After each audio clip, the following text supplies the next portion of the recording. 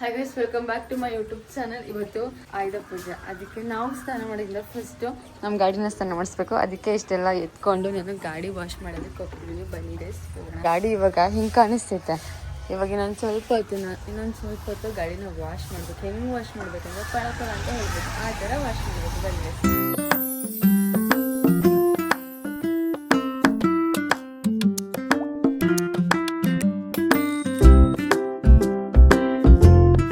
Guys. ಗಾಡಿನ ನೀಟಾಗಿ wash ಮಾಡಿಬಿಟ್ಟು ಬಿಸಿಲಲ್ಲಿ ತೊಗೊಂಡೋಗಿ ನಿಲ್ಸಿದ್ದೀನಿ.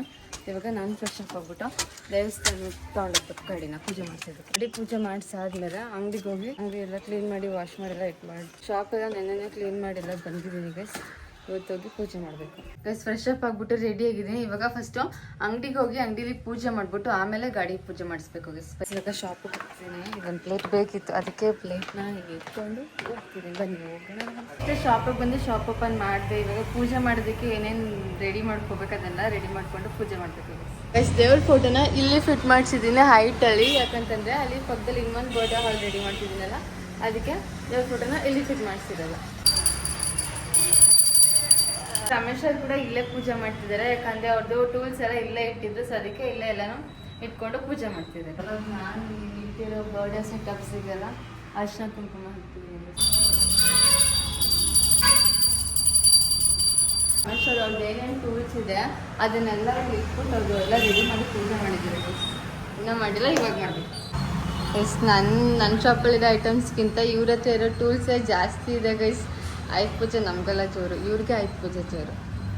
ವರ್ಷ ಪೂರ್ತಿ ಏನಂತಾರೆ ಫ್ರೀನೇ ಇಲ್ದಿರ ಫುಲ್ ಬಿಸಿ ಕೆಲಸ ಸಿಗಬೇಕು ರಮೇಶ್ ಅವ್ರಿಗೆ. ಪೂಜೆ ಎಲ್ಲ ಮುಗೀತು. ಹಾಗೆ ಬೂದ್ಗುಂಬ್ಳಕಾಯಿ ಹೊಡಿದಿನ ವಿಡಿಯೋ ಮಾಡಲಿಲ್ಲ. ಯಾಕಂದರೆ ನಾನು ವಿಡಿಯೋ ಮಾಡೋದಕ್ಕೆ ಮುಂಚೆ ಅವ್ರು ಬೂದ್ಗುಂಬ್ಳಕಾಯಿ ಹೊಡೆದ್ಬಿಟ್ಟಿದ್ರು. 2 ನಿಮಿಷನ ಕೈಯೆಲ್ಲ ಟೈಮ್ ಆಗಿದೆ ಅಂತ ಬೇಗ ಹೊಡೆದು ಎಲ್ಲ ಮುಗೀತು. ಎಲ್ಲ ಚೆನ್ನಾಗಾಯಿತು. ಹಾಗೆ ಇವಾಗ ನನ್ನ ಗಾಡಿನ ದೇವಸ್ಥಾನಕ್ಕೆ ತೊಗೊಂಡೋಗಿ ಪೂಜೆ ಮಾಡಿಸಿದ್ರು. ನಾನು ವಿಡಿಯೋ ಮಾಡೋದಕ್ಕೆ ಮುಂಚೆ ಬೂದ್ಗುಂಬ್ಳಕಾಯಿನ ಹೊಡೆದು ಇಟ್ಟವ್ರಿಲ್ಲಿ. ನಾನು ಶಾಪ್ಗೆ ಅಪ್ಪ ಅಮ್ಮನ ಕರ್ಕೊಂಡು ಒಂದು ಪೂಜೆ ಮಾಡ್ಸೋಣ ಅಂತ ಅಂದ್ಕೊಂಡೆ. ನಮ್ಮ ಅಪ್ಪ ಅಮ್ಮ ಸ್ವಲ್ಪ ಬ್ಯುಸಿ ಇದ್ದರು. ಏನಂತಂದರೆ ಹಬ್ಬಕ್ಕೆ ಫಂಡು ಚೀಟಿ, ಮಟನ್ ಚೀಟಿ ಥರ ಎಲ್ಲ ಹಾಕ್ಸ್ತಾರಲ್ಲ, ಅದನ್ನು ಕೊಡೋದಕ್ಕೆ ಇಸ್ಕೊಂಡು ಬರೋದಕ್ಕೆ ಸ್ವಲ್ಪ ಬ್ಯುಸಿ ಇದ್ದರು. ನಮ್ಮ ಅಪ್ಪ ಕೂಡ ನಮ್ಮ ಅಕ್ಕನ ಮನೆಗೆ ಹೋದ್ರು. ಅದಕ್ಕೆ ಅವ್ರನ್ನ ಕರ್ಕೊಂಡೊಂದು ಪೂಜೆ ಮಾಡಿಸೋದಕ್ಕಾಗಲಿಲ್ಲ, ಲೇಟ್ ಆಗುತ್ತೆ ಅಂತ ನಾನು ನನ್ನ ಫ್ರೆಂಡ್ಸೇ ಪೂಜೆ ಮಾಡಿದ್ವಿ. ಹಾಗೆ ರಮೇಶ್ ಅವ್ರು ಕೂಡ ಅವ್ರ ಟೂಲ್ಸ್ ಎಲ್ಲನೂ ಇಲ್ಲೇ ಇಟ್ಟಿದ್ದರಿಂದ ಅವ್ರು ಕೂಡ ಇಲ್ಲೇ ಪೂಜೆ ಮಾಡಿದ್ರು. ಪೂಜೆ ಮಾಡಿಬಿಟ್ಟು ಅವ್ರು ಬೇರೆ ಕಡೆ ಪೂಜೆ ಮಾಡೋದಕ್ಕೆ ಹೋಗಬೇಕು ಅಂತ ಅವ್ರು ಅಲ್ಲಿಗೆ ಹೊರಟೋದ್ರು. ಹಾಗೆ ನಾನು ಪ್ರತಿ ಸಲನೂ ನನ್ನ ಗಾಡಿನ ದೇವಸ್ಥಾನದಲ್ಲೇ ಪೂಜೆ ಮಾಡಿಸಿದ್ದು. ಅದಕ್ಕೆ ಇವಾಗ ಇನ್ನೊಂದು ಸ್ವಲ್ಪ ತಿಲ್ಲಕ್ಕೆ ಕೂತಿದ್ದು. ಆಮೇಲೆ ಶಾಪ್ನ ಕ್ಲೋಸ್ ಮಾಡಿಕೊಂಡು ನನ್ನ ಗಾಡಿಗೆ ಪೂಜೆ ಮಾಡ್ಸಕ್ಕೆ ಹೋಗ್ಬೇಕು. ನಾನು ಗಾಡಿ ತೊಗೊಂಡೋಗಿ ಪೂಜೆ ಮಾಡಿಸ್ಕೊಂಡು ಬರೋಣ ಅಂತ ಅಂದ್ಕೊಂಡ್ರೆ ನಮ್ಮ ಅಪ್ಪನ ತೊಗೊಂಡೋಗಿ ಪೂಜೆ ಮಾಡಿಸ್ಕೊಂಡು ಬಂದೈತೆ. ಅದಕ್ಕೆ ಇವಾಗ ಪೂಜೆ ಮಾಡಿಸ್ಕೊಂಡು ಬಂದಿರೋ ಗಾಡಿನ ಒಂದು ರೌಂಡ್ ಓಡಿಸ್ಕೊಂಡೋಗಿದ್ದು ಬರೋಣ ಬನ್ನಿ.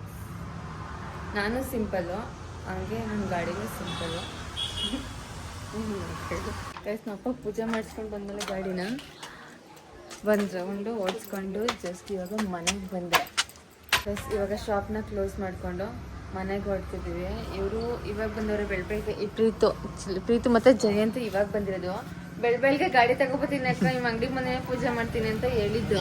ನೋಡಿದ್ರೆ ಇವಾಗ ಬಂದಿರೋದು. ಗಾಡಿಯಲ್ಲಿ ನಿಲ್ಸೋರ ಗಾಡಿ ಸಿಕ್ಕಾಪಟ್ಟೆ ಚೆನ್ನಾಗೈತೆ ಅಂತ ಎಲ್ಲರಿಗೂ ಬಿದ್ಬಿಟ್ಟೈತಂತೆ. ಅದಕ್ಕೆ ಈಗ ನೋಡ್ಕೊಂಡು ಬರೋದಕ್ಕೆ ಹೋಗೋಣ ಬನ್ನಿಗೆ. ಇವನು ಯಾರ ಜೊತೆ ಮಾತಾಡ್ತಾನ. ಗಾಡಿ ಇವನು ಪ್ರೀತು ಗಾಡಿ ಇದು. ಎಷ್ಟು ಕೊಟ್ಟೆ ಪ್ರೀತು ಹೂನಾರ ಮಾಡ್ಸಕ್ಕೆ? ಹಾಂ, ಎಷ್ಟು ಕೊಟ್ಟಿಯೋ? ಪರವಾಗಿಲ್ಲ ಹೇಳು. ಇಲ್ಲಿ ಹೂನಾರಕ್ಕೆ 1,000ನಾ? ಈ ಹೂನಾರಕ್ಕೆ ಚೆನ್ನಾಗಿತ್ತು.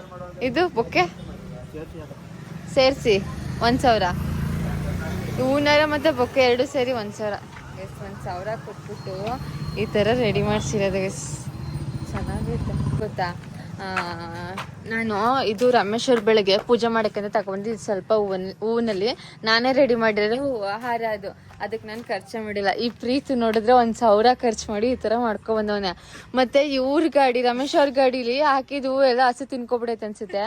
ಬರೀ ಇದು ಮಾತ್ರ ಮುಖ್ಯೈತೆ. ಮತ್ತು ಏನೇ ಹೇಳಿ ಆದರೆ ಕಲರಲ್ಲಿ ಮಾತ್ರ ನನ್ನ ಗಾಡಿನೇ ಶೈನಾಗಿ ಕಾಣ್ತಿರೋದು. ಅವರಲ್ಲಿ ಇವ್ರ ಗಾಡಿ, ಅವ್ರ ಗಾಡಿ ಗೊತ್ತಿಲ್ಲ. ಇಲ್ಲಿ ಆಂಜನೇಯ ಇತ್ತು. ಮತ್ತೆ ನಿಂತ್ಕೊಳ್ಳಿ, ಇವಾಗ ಒಂದು ಫೋಟೋ ತಗೊಳ್ಳೋಣ. ಜಯಂತ್ ಅಷ್ಟು ದೂರ ಹೋಗಿ ನಿಂತ್ಕೊಂಡು ಮಾತಾಡ್ತವನೆ. ಯಾರ ಜೊತೆ ಮಾತಾಡ್ತವನೋ ಗೊತ್ತಿಲ್ಲ.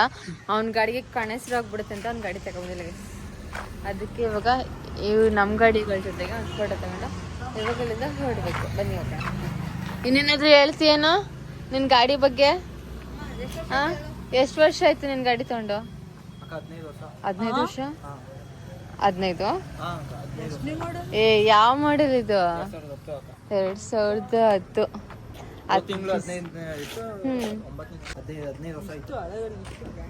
ಇದು ಎಷ್ಟು 15 ವರ್ಷದ ಹಳೆ ಗಾಡಿ ಅಂತೆ. ಇದೆಷ್ಟು ವರ್ಷದ ಹಳೆ ಗಾಡಿ ಅಂದ್ರೆ 15 ವರ್ಷದ ಹಳೆ ಗಾಡಿ ಇನ್ನು ಎಷ್ಟು ಚೆನ್ನಾಗಿ ಇಟ್ಟವನಂದ್ರೆ ಹಂಗೆ ಕಾರ್ಗೂ ಕೂಡ ಈ ತರ ಎಲ್ಲ ಫ್ಲವರ್ ಎಲ್ಲ ಹಾಕಿ ಡೆಕೋರೇಷನ್ ಮಾಡಲ್ಲ. ಇವನು ಬೈಕ್ ನ ಇಷ್ಟು ಚೆನ್ನಾಗಿ ನೋಡ್ಕೊಳ ನೋಡಿ. ಅವನೇ ಪ್ರೀತು ಹೇಳು. ಇವನು ಪ್ರೀತು ನನ್ ಪ್ರೀತು ಅಂತಿದ್ದೀನಿ, ಅದಕ್ಕೆ ಫುಲ್ ಹೆಸರು ಹೇಳಿದ. ಅವನು ಜಯಂತ್ ಅವ್ನ ಗಾಡಿಗೆ ಕಣ್ಣೆಸ್ರಾಗುತ್ತೆ ಅಂತ ಅವ್ನ ಗಾಡಿ ತಗೊಬಂದಿಲ್ಲ. ಹೌದಾ? ಗಾಡಿಗೆ ಕಣ್ಣೆಸ್ರಾಯ್ತಾ? ಇವನ್ ಗಾಡಿಗೂ ಕಣ್ಣೆಸ್ರಾಗ್ಬಿಡೈತಂತ ಇವ್ನ್ ಹೇಳಿದಂಗಂತ. ಏನ್ ಮುರ್ದೋಗೈತೆ? ಲೋ ಇಲ್ಲೇನ್ ರೋಜಾ ಮಡಗಿರಿ ಎತ್ಕೊಳಕ್ಕೆ ಬಿದ್ದೋಗಿರೋದಂತೆ. ಕಿತ್ಕೊಂಡಿಲ್ಲ, ಬಿದ್ದೋಗಿರೋದಕ್ಕೆ ಪ್ಯಾಚ್ ಹಾಕೊಂಡವ್ರಿ ಇಲ್ಲಿ ಪ್ಲಾಸ್ಟರ್ ಹಾಕಿ. ಏನ್ ಹೇಳ್ಬೇಕು? ಏನ್ ಹೇಳ್ಬಾರ್ದು? ಇರ್ಲಿ ಬಿಡು. ಶಾಪ್ನ ಕ್ಲೋಸ್ ಮಾಡ್ಬಿಟ್ಟು ಜಸ್ಟ್ ಇವಾಗಷ್ಟೇ ಮನೆಗೆ ಬಂದೆ. ಹಂಗೆ ಈ ವಿಡಿಯೋನಲ್ಲಿ ಎಂಡ್ ಮಾಡ್ತಿದ್ದೀನಿ. ಈ ವಿಡಿಯೋ ನಿಮ್ಗೆ ಇಷ್ಟ ಆಗಿದೆ ಅಂತ ಅನ್ಕೋತೀನಿ. ಇಷ್ಟ ಆಗಿದೆ ಲೈಕ್ ಮಾಡಿ, ಶೇರ್ ಮಾಡಿ, ಕಮೆಂಟ್ ಮಾಡಿ. ಹಾಗೆ ರಮ್ಯಾ ಪೀಸ್ ವ್ಲಾಗ್ಸ್ ಚಾನೆಲ್ನ ಸಬ್ಸ್ಕ್ರೈಬ್ ಮಾಡೋದನ್ನ ಮರಿಬಿಡಿ. ಟೇಕ್ ಕೇರ್, ಬಾಯ್.